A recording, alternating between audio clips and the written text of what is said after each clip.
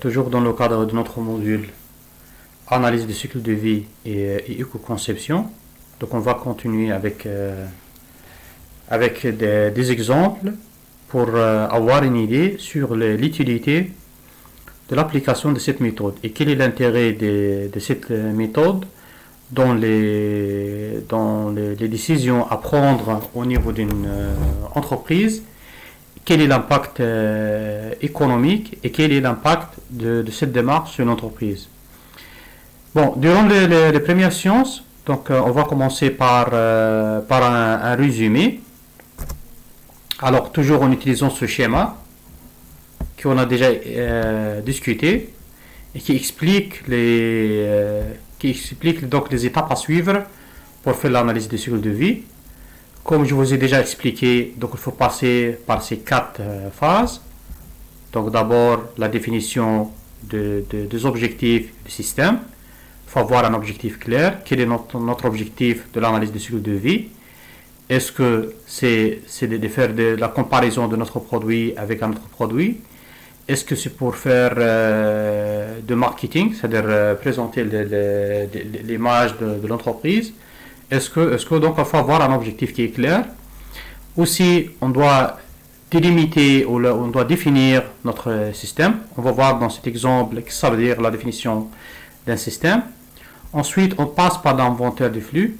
Donc ce qu'on appelle donc les entrants et les sortants. Pour chaque activité, il y a toujours donc 2 entrants, matière première, énergie et de l'eau.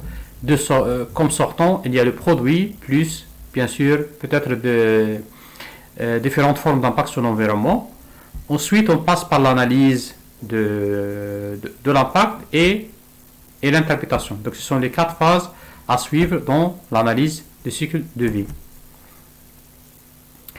Donc, l'analyse du cycle de vie, comme on a déjà discuté, donc c'est un outil qui permet donc de faire une évaluation scientifique des impacts d'un produit.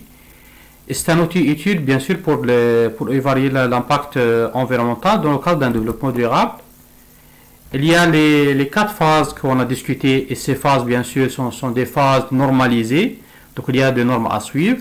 Il y a une norme globale ISO 14040, ISO 14044.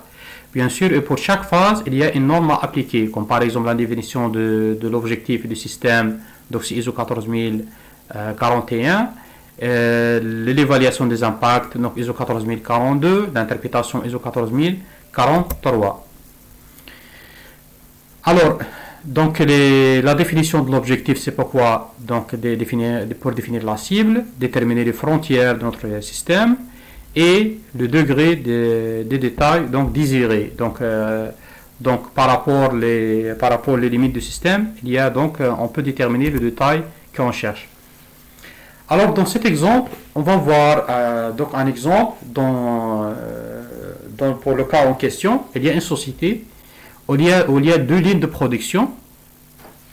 Une ligne qui fait la fabrication donc des ordinateurs de table. Une deuxième ligne qui fait la fabrication donc des ordinateurs portables.